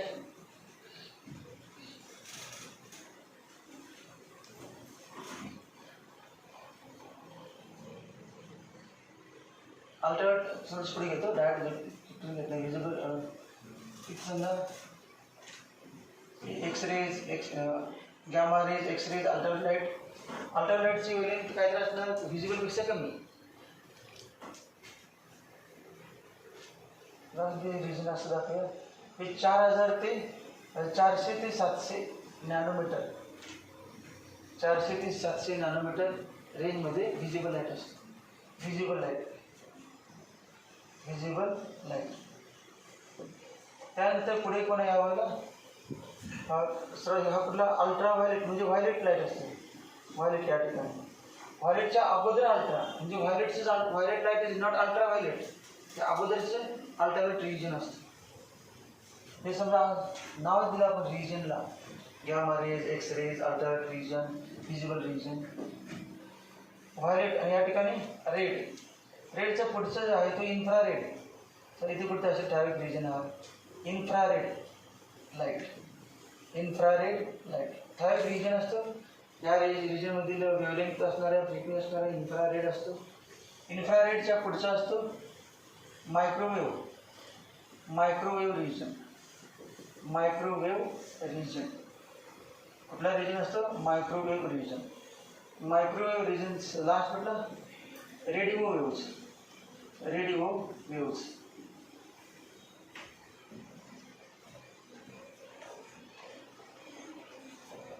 Wavelength of electromagnetic waves is very small.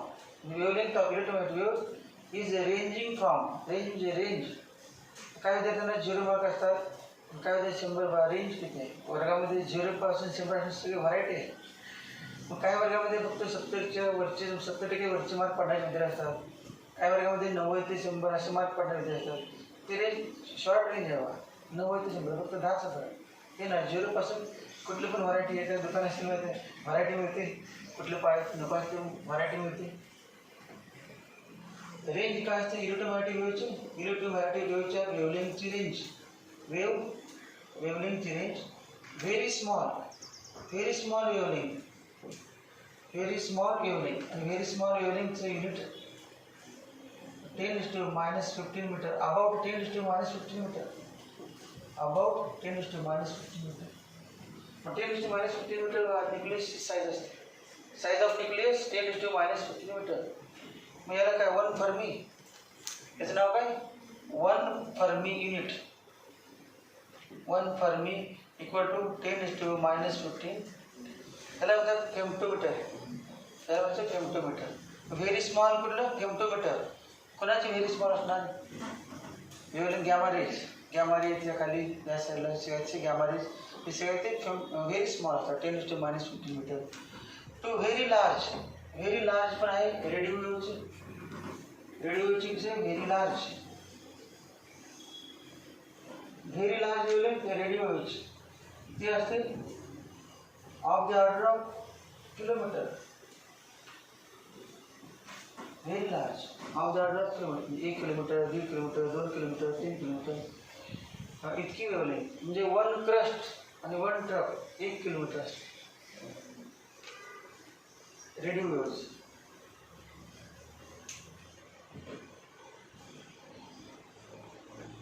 मोबाईलचे ते कुठल्या वेव्हलेंथ?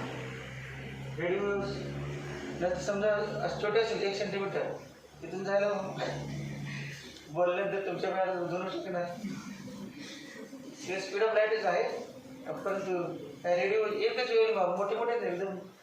समजा कोण हत्ती चालला असेल आणि कुठलं लांब एकदम जंप घेण्याचा भरपूर वा एकदम काय तिथल्या तिथं हळूहळू चाललं त्याचं थांबल्याची वेळ पण नाही. तुझं नाही एकदम लार्ज वेव्हलेंथ. क्रस्ट पण नाही. 1-1 किलोमीटरची एक वेव्ह मोठी असते. पण अर्थ त्याबद्दल नाही. वेळ गेल्यानंतर कवर करायला पाहिजे नाही. इतकं मोठं असेल तर एरिया जास्त कवर होतो. कर्व असेल तर एरिया कवर होऊ शकतो. तिथले ते असेल तर बघा वेव्हलेंथ छोटी व्हा एवढेच भाव. लहान वेव्हलेंथ आहे. मॅक्झिमम वेव्हलेंथ कुठली? रेडिओ वेव्हची wavelength maximum wavelength. Lambda maximum. Lambda minimum. त्या बाजूला लॅम्बडा मिनिमम. वेव्हलेंथ कुठून कुठे वाढते? मग लेफ्ट टू राईट म्हणून असेल. लेफ्ट टू राईट वेव्हलेंथ वाढत चालली. फॉर्म्युला तुम्हाला माहितीच आहे. V equal to nu lambda. V equal to N lambda पण आहेच. एन म्हणजे रिफ्रॅक्टिव्ह इंडेक्स नाही, आधी का एन म्हणजे रिफ्रॅक्टिव्ह इंडेक्स. मग म्हणून त्याचं न्यू घेतलेलं असतं. एन काय घेतलं कळलं का? ते साऊंड वेव्हमध्ये चालते. सुपरपोजिशन ऑफ वेव्हजमध्ये व्ही इक्वल एन लॅम्बडाचं आहे. बघितलं तिकडे न्यू कुठे घेतलं? साऊंड वेव्हला न्यू घेतलेलं नसतं, एन घेतलेलं नसतं. या ठिकाणी nu V equal to nu lambda. व्हीच्या ऐवजी सी पण घेता येतं. लाईटचं speed C equal to nu lambda. Therefore nu equal to C upon lambda. Nu equal to C upon lambda. ते सगळे इलेक्ट्रोमॅग्नेटिक वेव्ह आहे. आणि इलेक्ट्रोमॅग्नेटिक वेव्हची व्हॅक्यूममध्ये समजायचं. व्हॅक्यूममध्ये काय फिक्स असते? व्हेलॉसिटी व्हॅक्यूममध्ये कुठले पण घ्या. ह्याच्यामध्ये सगळ्यांची व्हेलॉसिटी किती? 3 × 10⁸. ही इलेक्ट्रिक कुठली पण लाईट घ्या 3 × 10⁸. फक्त वेव्हलेंथ वाढ जाते. वेव्हलेंथ वाढली की फ्रिक्वेन्सी कमी होते. frequency as wavelength increases frequency decreases. सगळ्यात कमी फ्रिक्वेन्सी कुठली कोणाची रेडिओची सगळ्यात जास्त फ्रिक्वेन्सी कुठली gamma rays have very short wavelength therefore very high frequency आणि हाय फ्रिक्वेन्सी म्हणजे काय E इक्वल टू एच नाही का एनर्जी जास्त असते बघा गॅमा रेची एनर्जी जास्त असते Planck's quantum theory E equal to h nu formula आहे ॲज फ्रिक्वेन्सी इन्क्रीजेस एनर्जी कुठल्या साईडची एनर्जी वाढ जाते लेफ्ट साईडची एक्स रेज गॅमा रेज यांची एनर्जी जास्त असते फ्रिक्वेन्सी जास्त असल्यामुळे एनर्जी जास्त वेवलेंथ कमी फ्रिक्वेन्सी जास्त वेवलेंथ जास्त फ्रिक्वेन्सी कमी एनर्जी कमी लय माहिती सवाकडे electromagnetic waves can have wavelengths ranging from electromagnetic waves can have wavelengths ranging from electromagnetic waves can have wavelengths ranging from RANGR NG ranging from very small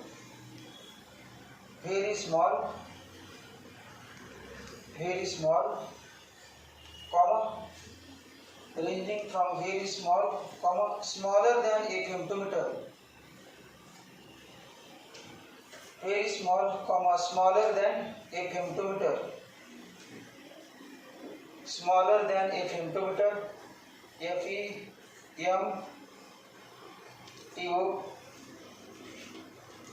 FEMTOMETRE very small smaller than a femtometer bracket मध्ये 10⁻⁻15 meter 10⁻⁻15 meter bracket complete to very large TO to very large comma larger than 1 kilometer to very large comma larger than 1 kilometer म्हणजे 1 kilometre पेक्षा जास्त 1 kilometer 2 kilometer 3 kilometer larger than 1 kilometer खालच्या वेळेला ही आपल्या फ्लायरची very small very large जेव्हा केलं direct त्यावरती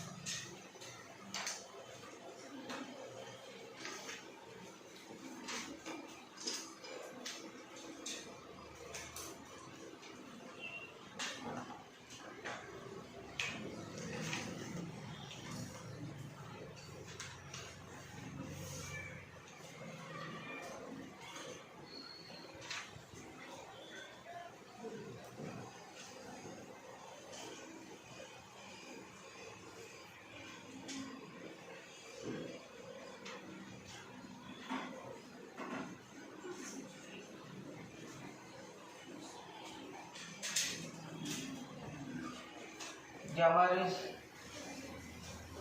काय स्केल फक्त नावं लिहितो लिहितो स्टाईल हफ्ते वाक्य समजली जात पडतं हा रिजन काय फक्त व्हिजिबल रिजन तेवढं रिजन दाखवा बाकीला फक्त स्टेप लिहित जा gamma rays x rays ultraviolet light gamma rays x-rays ultraviolet light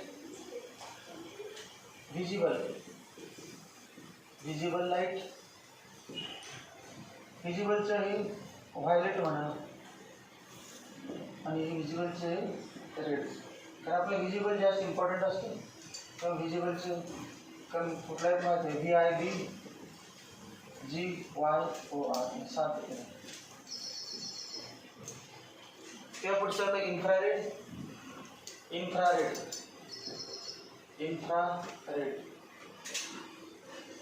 नंतर मायक्रोवेव्ह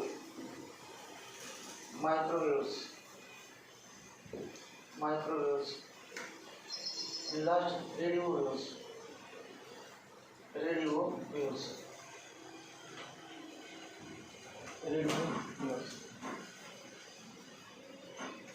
ॲरो लिनर्स असेल तर ॲरो काय त्या वतीने बांधतात काय म्हणून वेवलेंथ इन्क्रीजेस असलं. वेवलेंथ इन्क्रीजेस प्लस या वतीने बांधतात वेवलेंथ इन्क्रीजेस.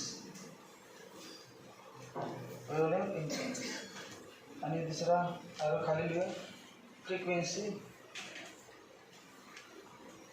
किंवा त्या दिशेने दाखवा ॲरो तोच ॲरो फक्त फ्रिक्वेन्सी डिक्रीजेस.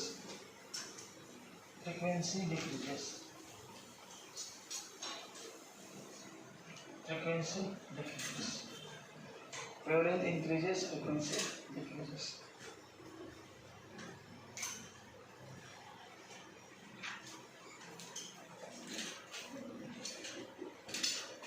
खाली range of visible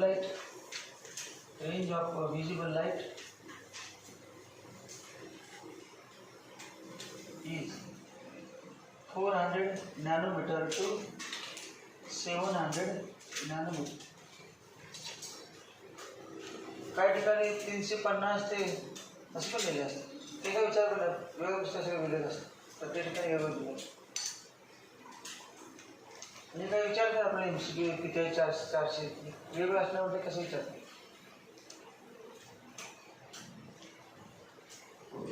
नॅनोमीटर मध्ये ना 1 nanometre equal to 10 to minus 9. 1 nanometer equal to 10 to minus 9 meter.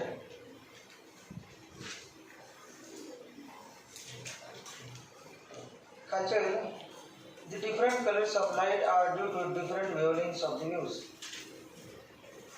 The different colors of light. The different colors of light. Different colors of light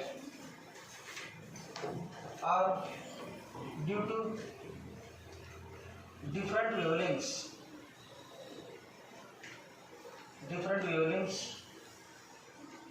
of waves. Different colors of light are due to different wavelengths of waves.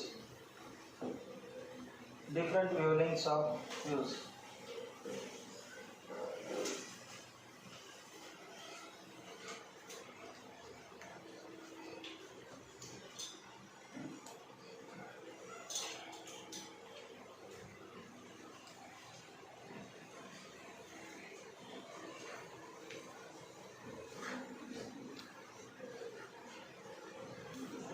Dispersion of light एक phenomenon झाला असेल 9वीमध्ये किंवा 10वीमध्ये. Dispersion of light, rainbow dispersion of light point झाले असतील बघा. This is a glass slab. Consider a glass slab. हा नॉर्मल आहे आणि हा इन्सिडेंट रे हा लाईटचा कुठला व्हिजिबल लाईट आहे. व्हिजिबल लाईट म्हणजे व्हाईट लाईट समजा. It is white light. It consist of 7 colours. White light किती सगळ्यांची स्पीड किती आहे सध्या एकच आहे. सगळं व्हाईट लाईटची स्पीड म्हणजे व्हाईट लाईटची स्पीड म्हणजे व्हिजिबल लाईटची स्पीड किती आहे 3 × 10⁻². याच्यामध्ये 7 कलर आहेत आणि सगळ्यांची वेवलेंथ वेगळी आहे. मग आता बघ जेव्हा लाईट दुसऱ्या मीडियममध्ये प्रवेश करतो तेव्हा त्याचे 7 भाग होतात. ज्याची वेवलेंथ कमी वेवलेंथ जास्त वेवलेंथ कमी याच्यावर डिपेंड जे 7 वेगळे पार्ट होतात. फॉर्म्युला बघा रिफ्रॅक्ट इंडेक्सचा n इक्वल टू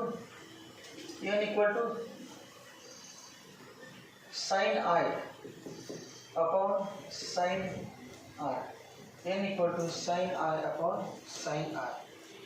सगळ्यांचं 7 कलरचा अँगल ऑफ इन्सिडन्स सेम. एकच लाईट नाही का, एकामध्ये 7 कलर आहेत. व्हाईट लाईट आहे म्हणजे it is consist of 7 colours. सगळ्यांचा अँगल ऑफ इन्सिडन्स सेम, परंतु आज जे कलर त्यांची वेवलेंथ वेगळी आहे. सगळ्यांची वेवलेंथ चेंज होते. मग त्या वेगवेगळ्या वेवलेंथसाठी सेपरेट लाईट घेतला. समजा आपण व्हायलेट लाईट इन्सिडेंट केला आणि कुठलं सगळे रेड लाईट, सगळे येलो लाईट सगळे इन्सिडेंट केले तर प्रत्येकासाठी रिफ्रॅक्टिव्ह इंडेक्स वेगळा असतो. फॉर्म्युला समजा असेल ना, sine I upon sine R equal to n12 V1 upon V2, V1 upon V2, V1 upon V2. Separation of white light into 7 colours. White light 7 कलरमध्ये कन्वर्जन होते आणि V1 इक्वल टू फ्रिक्वेन्सी सगळ्यांची same आहे. Frequency वेगळा light घेतल्यानंतर येईल.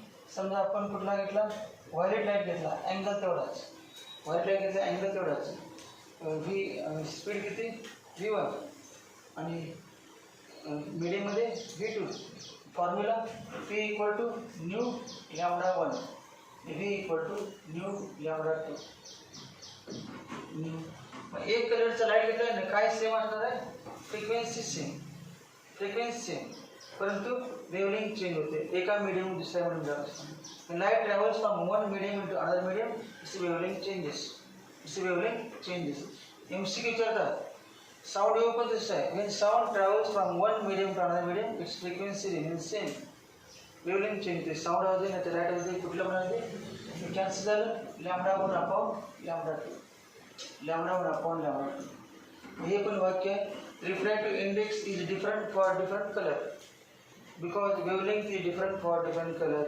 Refractive index is also different for different color. Clear? एक बार पढ़ते हैं.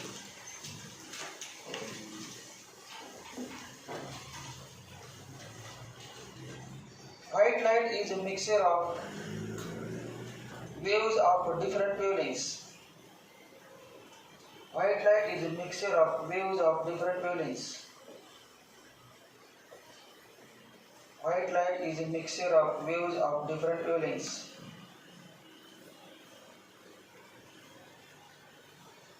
Different wavelengths. White light is a mixture of waves of different wavelengths. Full stop. The refractive index of a medium depends on wavelength used. The refractive index of medium depends on wavelength used. जो कुठला light वापरला त्यावरती. Refractive index of medium depends on wavelength used. Wavelength used.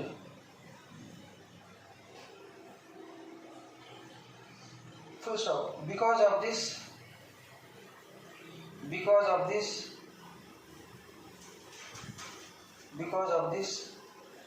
comma, for same angle of incidence, because of this, comma, for same angle of incidence, for same angle of incidence, for same angle of incidence, INCIDENCE, comma, angle of refraction is different for different colors. Angle of refraction is different for different colors. Angle of refraction is different for different colors. Angle of refraction REFRACTION. Angle of refraction is different for different colors. Different for different colors. Bracket मध्ये except for normal incidence. Bracket मध्ये except EXCEPT except for normal incidence. Normal इन्सिडेंटला काय सगळे एकदम जातात, त्यात काय वेगळे येत नाही. रिफ्रॅक्शन 0 अँगल असतो. Except for normal incidence. Bracket complete.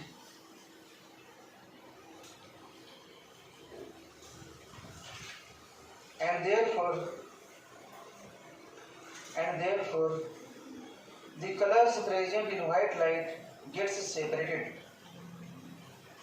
and therefore the colors present in white light gets separated on passing through.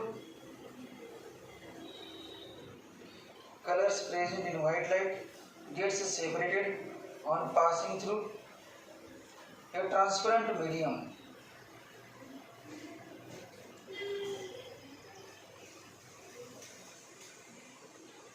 On passing through a transparent medium.